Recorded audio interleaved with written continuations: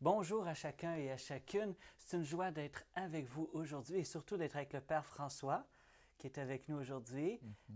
Donc, vous avez sûrement vu la dernière capsule vidéo qui a été très enrichissante pour chacun d'entre nous. Et là, on va poursuivre notre marche à la suite du Seigneur pour parler de la vision.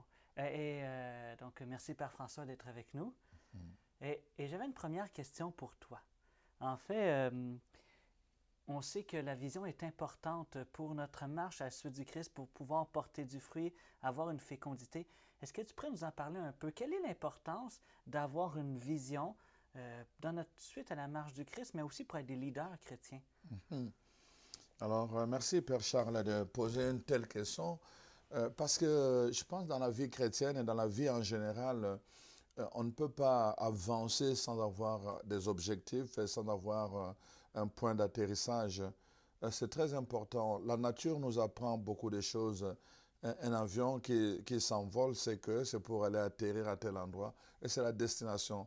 Alors il va prendre le parcours qui convient parce qu'il sait que comment la destination est tel endroit. Dans la vie spirituelle, je pense que c'est très important. Nous ne pouvons pas avancer dans notre vie spirituelle, croître vraiment à la manière que Dieu nous veut sans avoir une vision. La vision nous permet en fait de marcher dans une bonne direction et la vision nous permet aussi vraiment d'accepter tous les impératifs, tout ce qui nous arrive dans le chemin. Parce qu'on sait qu'il y a une vision, on sait pourquoi on subit cela. Quand on comprend pourquoi cela nous arrive et pourquoi nous devons accepter cela, en sachant qu'il y a quelque chose qui nous attend, en ce moment-là, ça donne la motivation en nous. Ça nous fortifie, ça nous donne l'assurance. Hein, et c'est très, très important d'avoir une vision. Oui. Tout à l'heure, on discutait ensemble et tu m'avais donné l'image d'un chien, là. J'ai une petite anecdote, là, je crois. Hein? Oui, c'est vrai, je raconte souvent l'histoire des chiens, un groupe de chiens qui était vraiment au bord du village. Et alors, à un moment donné, deux chiens se sont détachés. Ils ont commencé à courir dans la brousse. Et après, les deux autres chiens se sont détachés, ils ont commencé à le poursuivre. Et après, tous les chiens se sont mis à courir. Et voilà que, et à un moment donné, ils couraient, ils commençaient à se fatiguer. Les deux derniers ont commencé à se fatiguer tellement que l'un posait la question à l'autre pour savoir, en fait, pourquoi courons-nous? Et l'autre répond, il dit, je ne sais pas, j'ai vu les autres courir, c'est pour cela que je cours. Il dit, oh, je suis fatigué, on abandonne. Ils ont abandonné. Quand les deux avant-derniers ont vu que le dernier avait abandonné, ils se sont posé la même question et la réponse était la même. Ils ont aussi abandonné. Au fur et à mesure que le dernier groupe abandonnait, les autres posaient et finalement tout le monde a abandonné sauf les deux. Et alors, on pose souvent la question, pourquoi les deux ont continué alors que tout le monde avait abandonné? Oui, Mais pourquoi? c'est parce que les deux avaient vu un gibier. C'est seulement les deux qui avaient aperçu le gibier. Wow. Les autres couraient sans savoir pourquoi, mais eux, ils savaient pourquoi ils couraient. Ils étaient fatigués, mais ils continuaient parce qu'ils savaient qu'il y avait un but, Ouais, ouais, quelque ouais. chose à atteindre. Oui, oui. La vision nous donne de la persévérance parce que la vision nous donne de la passion. Hein? Quand on sait pourquoi on marche, la vision que Dieu met sur notre cœur, ça brûle notre cœur. Et même dans l'adversité, on a envie d'avancer parce que c'est vraiment quelque chose qui nous correspond et qui nous aide à aller de l'avant. Donc, on a vraiment envie de pouvoir avancer, en effet. C'est magnifique. On a besoin de cette vision-là. Exactement. Moi, je vois des fois des chrétiens, voire même des églises qui n'ont pas de vision. Tu as l'impression qu'ils tournent en rond et ils ne savent pas pourquoi ils font des choses. Et tu as des églises qui ont de l'impact et qui vont de l'avant et on sait qu'ils ont une vision. Moi, j'ai quelqu'un qui me racontait ça, qui me partageait. Il dit, dans mon église, tout ce que nous faisons est intentionnel. C'est-à-dire que tout ce qu'il faisait avait un but. Quand il posait une action pastorale, il savait pourquoi. Parce qu'il y avait un but à les rejoindre. Donc, ça leur permet de dire oui à certaines choses et non à certaines choses. Parce qu'on doit dire des noms aussi. Exactement. Et c'est le problème que plusieurs églises connaissent, hein, Père Charles. Et moi, je sillonne dans plusieurs églises, je réalise, même dans certains diocèses, je vais taire le nom, beaucoup de conférences, mais des conférences qui ne sont pas décousues. C'est-à-dire qu'une conférence, on fait venir un autre spécialiste pour une conférence, mais il n'y a pas de lien parce qu'il n'y a pas de vision. Ouais. Donc, il n'y a pas un objectif commun. Alors, il donne des choses de façon éparse et comme tu disais, il tourne en rond. Ouais. Et ça n'apporte absolument rien. Ça, c'est vraiment de l'énergie vraiment gaspillée. Ouais. C'est très, très important, je pense, que dans l'Église, d'avoir cette vision-là.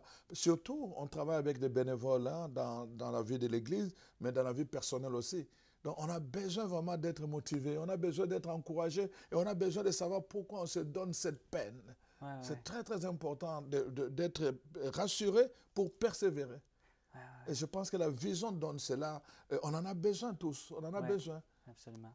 Et on voit dans la parole de Dieu, parce que je sais que tu es un homme de la parole, un amoureux de la parole de Dieu, et donc il y a des exemples justement de personnages bibliques qui ont eu une vision et que ça a changé le cours de leur histoire. Définitivement, plusieurs, et il y en a qui n'ont pas eu de vision aussi dans la aussi. Bible.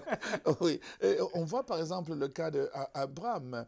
Dieu lui donne une vision. Il dit, quitte ton pays, tu vas aller dans le pays que je t'indiquerai. Mais il lui donne en fait la cartographie du pays qui s'appelle où coule le miel et le lait. Wow. Donc, Abraham devait s'orienter. Et on voit, quand vous regardez, vous lisez la Bible, vous allez voir partout Abraham passait, il y a des endroits où il ne pouvait pas demeurer parce que ça l'écartait de la vision de Dieu. Oh. Il fallait qu'il aille ailleurs parce que c'est là qu'il devait vraiment dresser des tentes parce que ça le mettait dans la direction de Canaan. Donc, la vision lui faisait poser des choix en conséquence de son objectif. Exactement. Donc, il devait dire oui à certaines choses, mais aussi repousser. Exactement. Wow. Exactement. Mais en même temps aussi, quand tu ne le fais pas, il y a parfois, Dieu est Dieu, hein, il est bon, il est souverain. Il peut créer des événements. Il peut créer des événements. Là encore, il faut vraiment être attentif. Dieu peut créer des événements pour t'aligner. C'est vraiment le cas, par exemple, d'Isaac. Isaac est allé dans Genèse 26. Hein, il est allé chez le roi Abimelech. Et il s'est installé là-bas. Et il a commencé à creuser la terre dans une période de sécheresse. Et effectivement, il a eu de l'eau. Mais seulement, même si Dieu devait le bénir là-bas, il allait s'attirer beaucoup de problèmes. Il fallait qu'il s'éloigne. Il a commencé à s'éloigner. Deuxième endroit, les gens d'Abimelech sont venus le poursuivre pour le chasser encore. Et finalement, au troisième endroit où il est allé, et là, la différence, voyez-vous, là, la Bible dit, il commence, ça c'est le verset 22 à 26, et il commence, il bâtit un autel, une tente, et puis il creusa des puits. Avant, il ne faisait que creuser des puits. Ce n'était pas l'endroit. Quand il a saisi à cet endroit-là que c'est là, parce que son père était resté là-bas longtemps, alors il a bâti un hôtel. Ça, c'est un bon signe. Il a bâti une tente et puis il creusait des puits. Et alors, la parole de Dieu montre vraiment que finalement, même ceux qui l'avaient combattu sont venus le voir pour dire, on fait la paix avec toi parce que nous voyons que Dieu t'a béni. Il n'y avait plus de guerre là.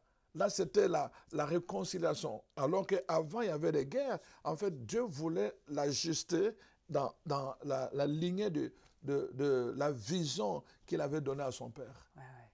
Tu vois, tu es créé. Nous sommes créés pour porter du fruit. Jésus le dit, hein, qu'il nous appelle pour que nous puissions porter du fruit et du fruit en abondance. Mais ce n'est pas magique. Hein? Ça demande une discipline de vie, mais ça demande aussi une orientation. Et c'est pourquoi on a besoin d'une vision, sinon vous serez déçus de votre vie. Parce que votre vie, ma vie, si je n'ai pas de vision, va rester médiocre. Il y a quelques chanceux que ça pourrait changer, mais sinon, la norme, c'est que pas de vision, très peu de fruits. Mais quand on a une vision, on sait où mettre nos énergies, on sait dans quelle direction prier, on sait comment orienter notre vie. C'est pourquoi il est important de connaître la direction. Moi, j'ai un cahier, et sur mon cahier, hein, dans la prière, j'ai essayé de discerner quelle était la vision à long terme, à moyen terme, à court terme. Et donc, j'ai des objectifs. Cette année, qu'est-ce que j'aimerais accomplir pour pouvoir aller vers Dieu? Vous savez, on a besoin de se mettre en action aussi humainement. Par exemple, moi, j'ai besoin, dans mon objectif final, de pouvoir apprendre l'anglais. Donc, je prends des cours d'anglais. Tout simplement. Et ça fait partie de mes objectifs de cette année. Il y a un plan d'action. Quelle est ta vision, toi? Je te pose la question. Vers quoi est orientée de manière consciente ta vie? Hein? Voilà. C'est tellement important, Père Charles, que parfois, parce que les gens pensent tout le temps, bah, mais moi je suis déjà dans l'église, je sers déjà dans l'église, je travaille dans l'église, donc c'est là. Non. on peut être dans l'Église Ouais. et ne pas avoir de vision. Ouais. On voit par exemple dans le premier livre de Samuel, hein, on nous parle du prêtre Élie. Ouais, ouais, ouais. Le prêtre Élie vraiment était dans l'Église. Il était là, assis dans l'Église, jour et nuit. Mais la Bible ajoute, malheureusement, il n'avait plus de vision. Il n'en avait plus et la parole de Dieu ne se faisait plus entendre dans ce temple-là. Wow, wow. La parole de Dieu ne se faisait plus. Il était là au service de Dieu, mais il n'avait pas la parole qui libère le peuple. Donc, on peut être dans l'Église, on peut être une personne très pieuse, puis on ne peut pas avoir le fruit escompté parce qu'on n'a pas de vision. Exactement. Ah, ouais. C'est pour cela que le livre de Proverbes dit un peuple sans vision, hein, c'est un peuple sans avenir. Ah, faut répéter ça. Un peuple sans vision est un peuple sans avenir. Et nous, notre peuple, a-t-il une vision? C'est ça. Wow. C'est beau ce qu'on se partage. Et moi, je trouve que c'est tellement important pour ceux qui nous écoutent d'avoir justement de découvrir la vision qu'il y a sur votre vie. Et vous savez, ça ne veut pas dire que tout le monde va être le premier tête, entre guillemets. En fait, ce que je veux dire, c'est qu'il y a des fois des visions qui se recoupent. C'est-à-dire que des fois, il y a quelqu'un qui a une vision qui est complètement originale, qui est nouvelle, mais ta vision va correspondre à la vision de l'autre. Donc, il peut y avoir des fois, on peut être à plusieurs pour suivre la même vision parce qu'on sent le même appel à suivre cette vision-là que Dieu a mis sur notre cœur. Moi, des fois, il m'est arrivé de pouvoir avoir des projets, et puis là, je partage avec quelqu'un, bien, j'ai le même projet que toi, j'ai la même chose que Dieu a mis sur mon cœur, et là, on s'associe. Mais chacun, on a une vision qu'on poursuit. Hein? Et donc, on avance. Des fois, il y a un leader premier, puis les autres se joignent. Mais on peut s'associer dans des visions aussi, là. Hein? Eh bien, d'ailleurs, c'est toute la dynamique du peuple de Dieu. Ouais. On voit comment Moïse va s'associer avec Aaron, et puis après avec Josué, après Caleb et tout le reste. Donc, des gens qui s'associent à lui dans cette vision. On va voir même dans le combat avec Abimelech, comment Moïse va procéder. Il reste avec une équipe et les autres sont sur terrain. Mais Ouais. ils partagent la même vision. Wow. La même vision. Les étapes différentes, les interventions différentes, mais ils partagent la même vision. Et c'est vrai, parce que c'est très important. Il ne faut pas que les gens pensent que quand on parle de vision, ça signifie que chacun a sa direction et puis tout. Non, on peut se regrouper aussi, avoir que nos visions puissent se mettre ensemble et que pour que ma vision se réalise, parfois je vais avoir besoin de toi, de ta vision à toi. Et on se met ensemble et on chemine ensemble. Et on peut se mettre des objectifs. On sait qu'ensemble, on veut que telle partie on a sur le cœur, par exemple, de s'associer ensemble pour pouvoir être auprès des jeunes. C'est la vision que Dieu a mise sur notre cœur. C'est ça. Et c'est dans ce sens-là qu'on va porter plus de fruits. De fruits. Et oui, et c'est très biblique. Et parfois, on a comme une mentalité de fausse humilité qu'on est appelé à disparaître ou est-ce que... et donc, je crois qu'il y a certaines personnes qui ont, comme Charles de Foucault, il s'est retiré au désert pour être inconnu, ça veut dire. Mais ça, c'est une vocation spéciale. Hein? Et même encore là, vous savez comment il est connu aujourd'hui. Tout ce qui est nouveau, souvent, sont influents. Mais, donc, il y a certains qui on appelle un peu plus de vivre le Nazareth, mais caché. Mais reste qu'on a besoin de ces leaders. Et Dieu appelle des leaders à ressortir de la masse, à guider des troupes, à être de l'avant, à porter beaucoup de fruits. Hein? Oui, c'est très important. L'Église, c'est nous. Nous sommes l'Église de Dieu.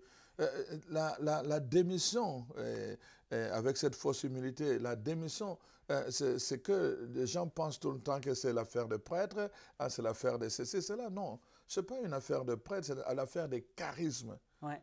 Le corps est constitué de charismes et la parole de Dieu dit c'est en vue du bien de tous. Ouais, vraiment. Nous mettons nos charismes ensemble en vue du bien de tous. Donc c'est très important quand on est ensemble et qu'il y a un maillot de chaîne qui fait défaut, tout le reste va s'arrêter. Donc c'est très important que chacun apporte quelque chose. Le maître n'a pas demandé à celui qui avait reçu un talent d'apporter 10 talents. Il n'a pas demandé à celui qui avait reçu 2 talents de rapporter 8 talents. Non, chacun avec ses capacités, ses limites. Mais l'important, il y a un auteur qui disait il faut avancer vers sa vision en courant. Si tu ne peux pas courir, marche. Si tu ne peux pas marcher, rampe. mais au moins, Avance. Au moins avance. Oui. C'est ça. D'être en marche, en route. Ah oui. Et moi, je suis convaincu, j'ai vraiment ça à cœur de te dire que Dieu t'appelle d'une manière unique et à ta couleur, mais il t'appelle vraiment à marcher à sa suite. Hein? Et à pouvoir avoir un impact. Vous savez, on a toute une sphère d'influence. Nous avons tous une sphère d'influence.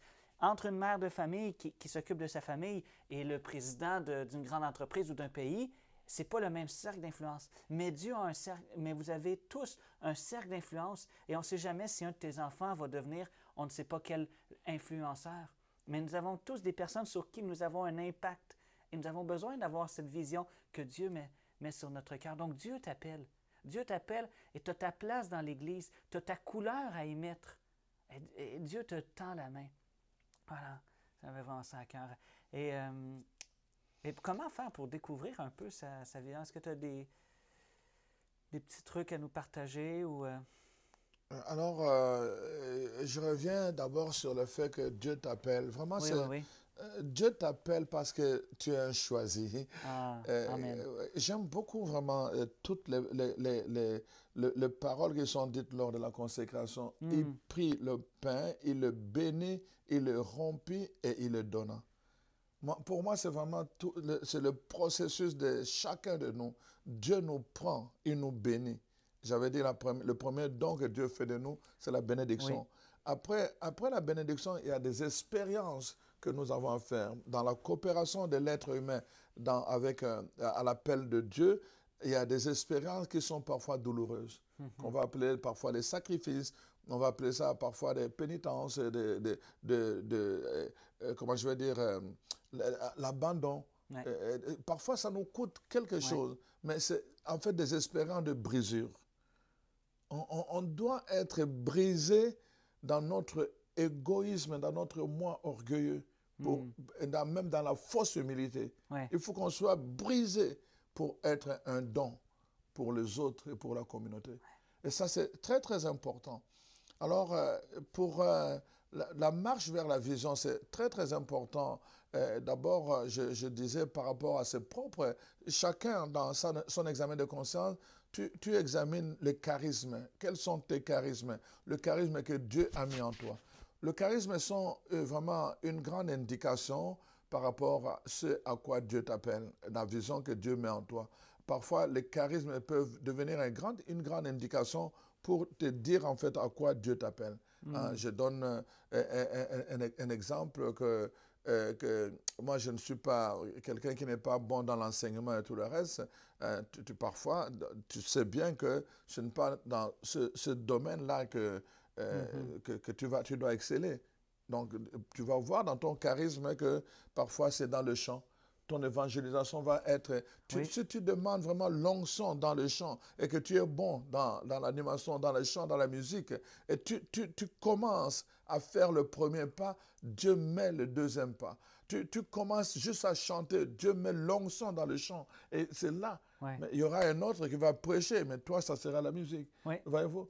Le charisme va te donner une indication et avec ça, parfois, tu vas réaliser que pour que ton charisme fonctionne et atteigne son but, son objectif, il faut que tu t'associes avec quelqu'un qui prêche. Wow. Dieu va vous mettre ensemble. Ouais. Il va créer les circonstances pour que vous puissiez vous retrouver ensemble. Ouais, c'est bon. Et ça, c'est vraiment bon de le savoir. Oui, oui, tout à fait. Et je reviens encore, tu es appelé à briller. Et une chance que le sel, Jésus nous invite à être sel de la terre et lumière du monde. Une chance que la lumière ne se dit pas, « Ah, par humilité, il ne faudrait pas que je rayonne trop. » Ou le sel, « Par humilité, il ne faudrait pas que je donne trop de saveur. » Tu es chrétien, tu es appelé à avoir un impact dans le monde, à changer le monde autour de toi, à influencer, à briller, à donner de la saveur. Et donc, c'est en découvrant, comme disait le Père François, tes charismes et en étant au service à travers ça. Mais le service, ça ne veut pas dire de dire à la lampe, mets-toi en dessous du boisseau. Le service de la lampe, c'est d'être sur le boisseau et d'éclairer. Vous voyez? Donc, sois toi-même.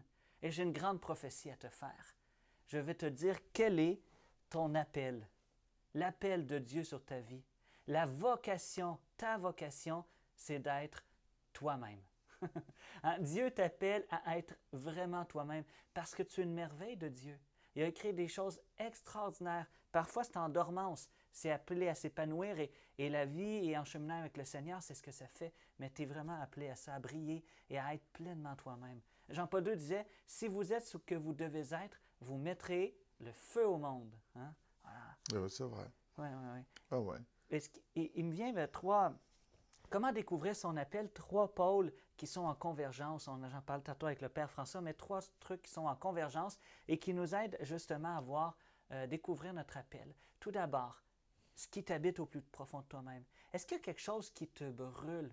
Quelque chose qui te donne la vie? Quelle est la source de vie en toi? Par exemple, il y a des personnes, c'est auprès des pauvres, d'autres, ça va être, comme disait François, la prédication, le chant, le service, l'accueil. Est-ce qu'il y a quelque chose qui est vraiment sur ton cœur qui te donne la vie, même humainement, là, qui te donne la vie vraiment?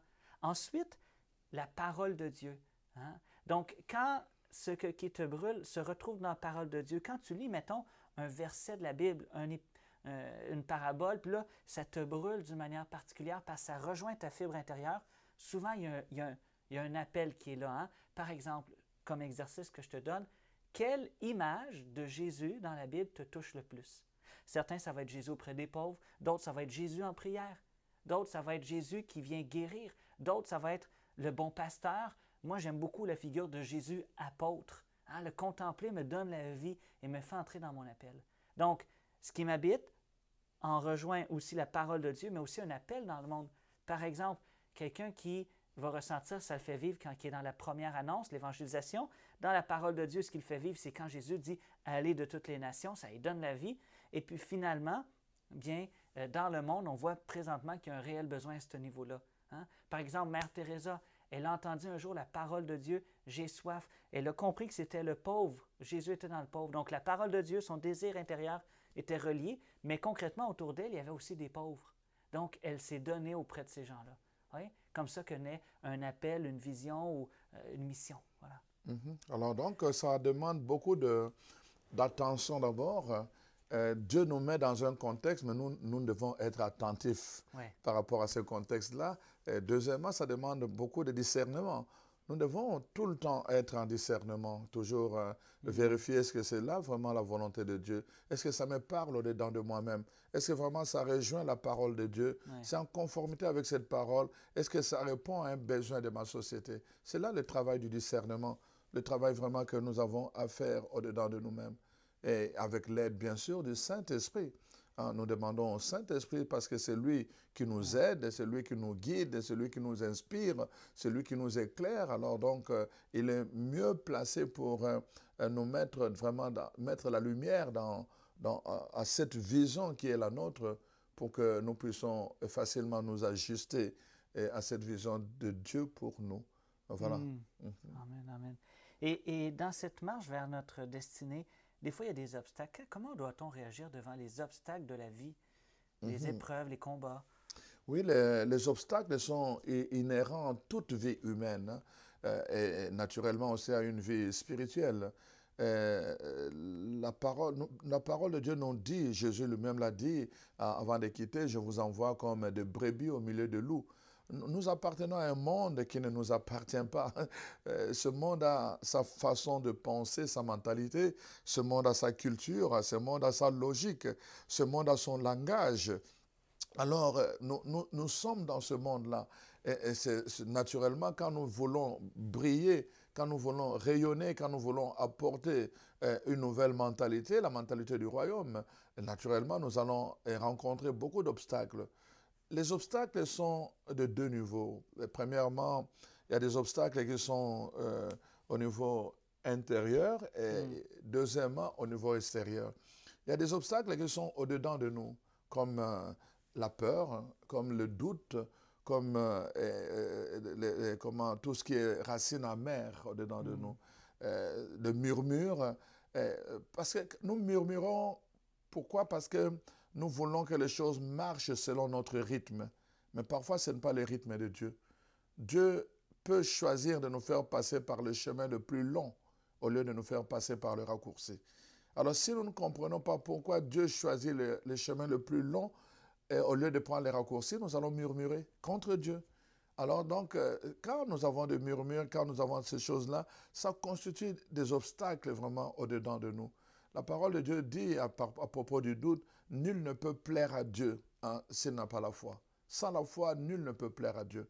Donc, c'est important vraiment. La foi, c'est l'autre versant de la confiance. C'est important de faire confiance que Dieu nous guide. Et quand il nous guide, ça dit qu'il trace le chemin pour nous, il nous donne la provision nécessaire et que nous devons nous attendre à lui. Comme le peuple de Dieu dans le désert, Dieu faisait tomber la manne, il ramassait la portion pour chaque jour et il renouvelait ses bontés chaque matin. Et Dieu le fait avec chacun de nous. Nous devons apprendre à lui faire confiance.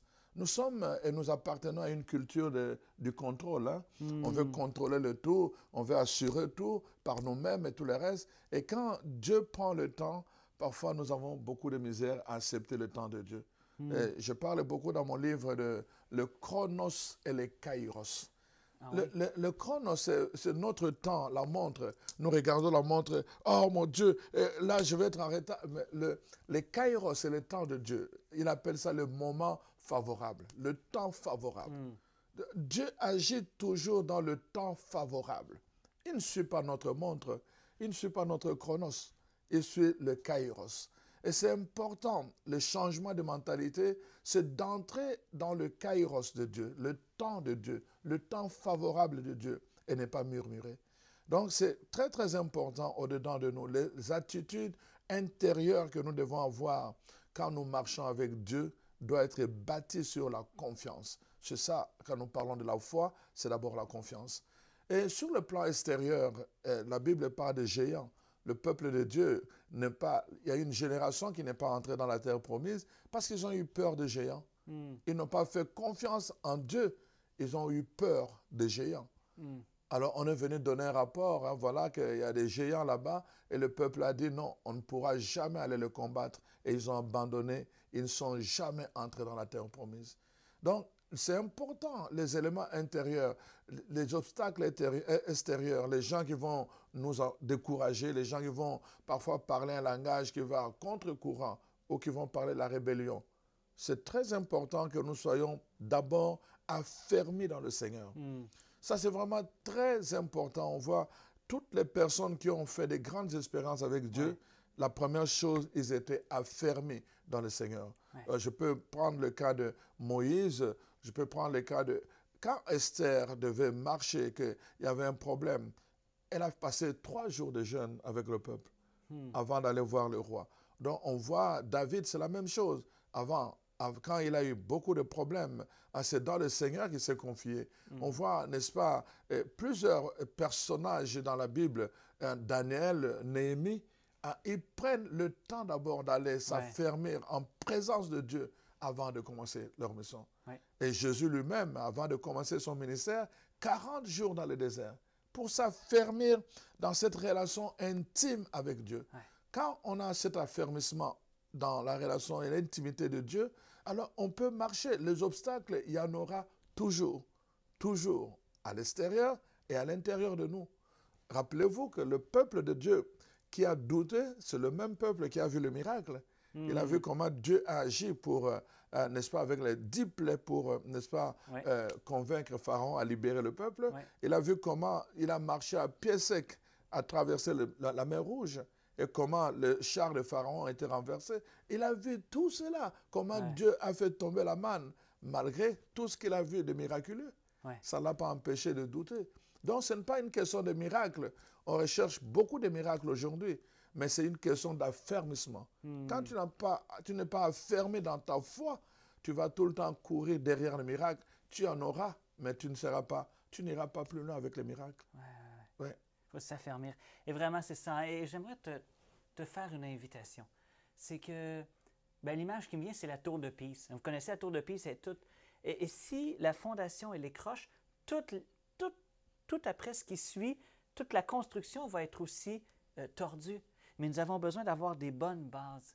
Et donc, c'est pourquoi je t'inviterai à prendre un temps, que ce soit une retraite spirituelle, que ce soit des temps dans ton quotidien, pour prendre le temps de faire silence, d'écouter la parole de Dieu et de poser la question, à quoi Dieu tu m'appelles? Peut-être qu'il va t'appeler à quelque chose de nouveau que toi-même tu as créé, ou peut-être que ça va être de te joindre à un autre ministère. Mais à quoi est-ce que le Seigneur t'appelle? Et une des choses qui est importante, je pense, d'avoir quelqu'un qui nous accompagne quand on a une démarche sérieuse, d'avoir quelqu'un qui nous accompagne, une vraie vie de prière avec la parole de Dieu, les sacrements, mais aussi quelqu'un qui nous accompagne, à qui on peut poser des questions, hein, comme le jeune Samuel qui avait besoin aussi d'être accompagné pour pouvoir découvrir justement où est-ce que je dois m'engager. Hein? Quelle est la vision que Dieu a mise sur mon cœur pour donner une direction à ma vie et porter du fruit. Père François, j'aimerais terminer en te posant, tout d'abord en te remerciant, merci pour ce temps passé ensemble. Et est-ce que ce serait possible que tu puisses faire une petite prière pour ceux qui nous suivent? Tout à fait. Alors, mon frère, ma soeur, je vais prier pour toi, pour que vraiment le Seigneur te donne une lumière sur l'appel qu'il t'adresse, sur la vision qu'il a mis dans ton cœur, parce que cette vision est déjà là, elle n'attend que ta coopération. Alors, Père, je te rends grâce. Je bénis ton nom, Seigneur, en ce lieu. Je te loue, je te glorifie, parce que tu nous as créés à ton image et à ta ressemblance. Et tu as voulu, Seigneur, que sur la terre, nous puissions régner comme toi, tu règnes dans le ciel, afin d'établir ton royaume ici sur la terre. Je te rends grâce, Seigneur, pour ta parole. Tu es un Dieu qui parle. Depuis le commencement, tu parlais avec nos premiers parents. Et depuis toujours, tu as parlé. Tu as parlé avec Abraham, tu as parlé avec Isaac, tu as parlé avec Jacob, tu as parlé avec les prophètes, Seigneur. Tu as parlé pour rassurer ton peuple et pour rappeler que tu es Dieu, le seul Dieu. Tu es le seul qui appelle, tu es le seul qui... Ceux que tu appelles, tu les sanctifies. Ceux que tu sanctifies, tu les destines à manifester ta gloire. Et Seigneur, chacun manifeste la gloire quand il est au bon endroit, là où tu l'as désiré. Je te prie, Seigneur, d'illuminer le cœur et l'esprit de mon frère et de ma soeur, afin que, en ce moment même, Seigneur, ils prennent la décision de revenir à toi et de marcher dans la direction que toi, tu as établie pour eux. Merci, Seigneur, parce que tu es le même, tu prends patience et tu nous corriges, tu nous redresses notre chemin jusqu'à ce que nous puissions arriver à ce pays de la promesse que tu as préparé pour nous. Je te prie aussi, Seigneur, de donner la provision à tes enfants. Certains abandonnent, Seigneur, leur vision parce qu'ils sont découragés. Ils ont l'impression, Seigneur, que tu n'es plus là. Alors tu es le Dieu qui nous a promis d'être avec nous jusqu'à la fin des temps. Manifeste-toi, Seigneur, dans leur chemin. Donne-leur, comme tu l'as fait avec ton peuple, nourris-le, Seigneur, de ta parole, de paroles réma, des paroles qui fortifient leur être intérieur, des paroles, Seigneur, qui soutiennent leur marche, des paroles, Seigneur, qui leur donnent la passion de continuer jusqu'à destination. Les paroles, Seigneur, qui donnent leur assurance, qu'il y a une couronne au bout de la course. Oh Seigneur, nourris-les de ces paroles dont ils ont besoin pendant leur cheminement. Merci, Seigneur, aussi de mettre sur leur chemin des personnes pour le soutenir, comme tu as fait, Seigneur, avec Moïse pour Aaron et pour Josué. Comme tu l'as fait, Seigneur, avec Élisée avec Élie pour Élisée. Tu lui as permis, Seigneur, d'être un maître qui l'a conduit, qui l'a dirigé, jusqu'à ce qu'il devienne lui-même et qu'il puisse, Seigneur, s'accomplir dans son identité propre. Je te prie, Seigneur, mets sur leur chemin